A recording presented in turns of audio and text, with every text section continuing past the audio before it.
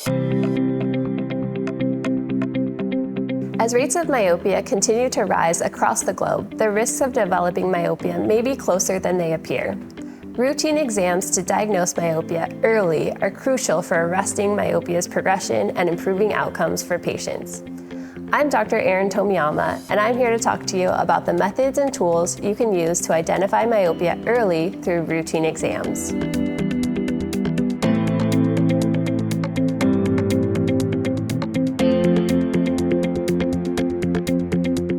We know that early detection of myopia is really important because we can't go back, we can't reverse the progression. The emphasis on early detection has become a lot more prevalent in the community now. There's a lot of emphasis on treating the pre-myope, so somebody before they even develop myopia getting some sort of treatment. When we turn to later interventions, things like contact lenses, those have the component of also correcting refractive error. So those would be saved for when somebody actually develops myopia versus used before somebody develops myopia.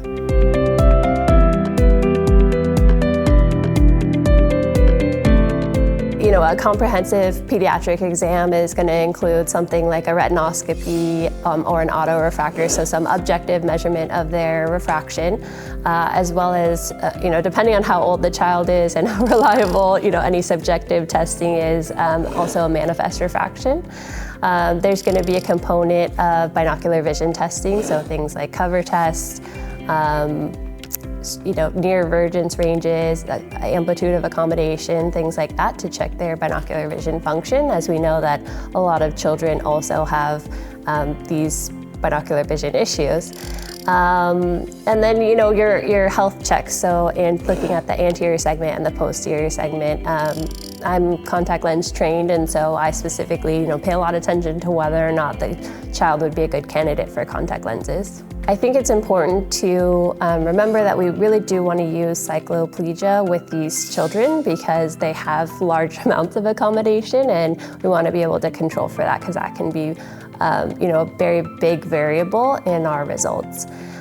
Most of the myopia literature actually uses a protocol of 2 drops of 1% tropicamide as opposed to 1 drop of 1% cyclopentolate. So at least the child is not dilated or doesn't have the side effects as long as if they were using actual cyclopentolate. Because we want to get these measurements a little bit more frequently, sometimes we opt to go that route so that it's less cumbersome for the patient. We are able to use refraction and axial length measurements to complement each other in the sense that we're able to see that the refraction is used to diagnose myopia and the axial length measurement is used to monitor for progression. Most people have axial myopia, meaning that their myopia is a consequence of having a long eyeball. Some people have refractive myopia, meaning the power of their cornea is too strong.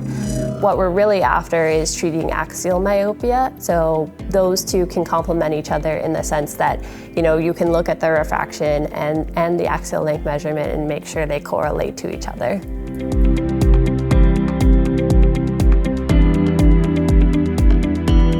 So we know that there's both a genetic and environmental component to developing myopia. From the genetic standpoint, we see that with one myopic parent, you're 3 times greater to develop myopia than not. And with 2 myopic parents, your risk increases to 6 times. When we look at environmental factors, we're looking at things like how much time do you spend outside, how much time do you spend doing near work, and it's more about the near work intensity rather than the duration of near work. So it's not that somebody, can't read for 8 hours a day necessarily, although that probably would be a lot.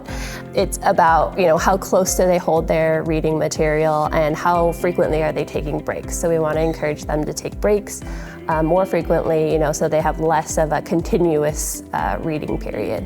In order to have, a good essential myopia baseline exam, you want to ask pointed questions towards the parent and the child. So, what is their family history? Do they have any relatives or anyone in the family that has had any sort of complication from high myopia?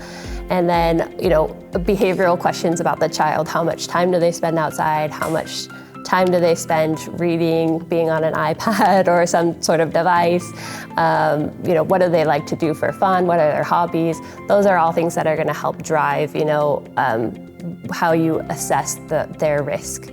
When you're counseling patients that spend a lot of time, on an iPad or on a screen or don't spend enough time outdoors, I think it's really important to point out how those can be modified directly. So making, more specific recommendations, things like, trying to spend at least 2 hours outdoors each day, and then increasing your near working distance to at least 40 centimeters, and then taking breaks every 20 to 30 minutes. So reminding them of these very specific, actionable items that they can implement in their daily life.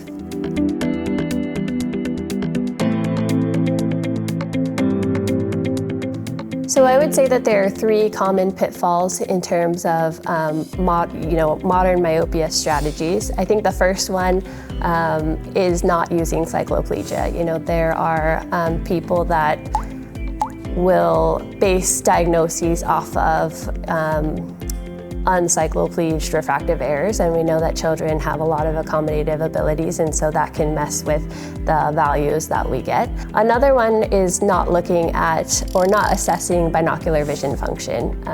We know that binocular vision issues are very common in children, and they can have an effect on how successful we are with our treatments. The last one is really not following up at an appropriate time. We do need to have, pretty frequent follow-up visits when we're trying to monitor for progression of myopia and efficacy of our treatments. And so we do recommend that they have follow-up visits frequently.